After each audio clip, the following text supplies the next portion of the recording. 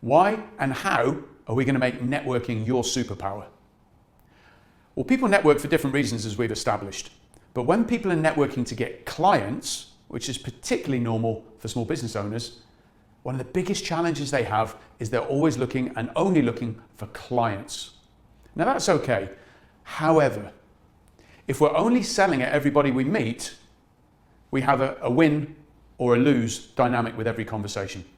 And as we've established before, if we're selling at everybody, nobody's listening. If we consider a client a golden egg, as we've said, win or lose. Instead, how about looking for people who could refer us multiple clients? People who have access to multiple people who could become our clients. And by the way, remember, we could help them as well. This then becomes a golden goose who can lay us golden eggs. Is this a more productive way of networking?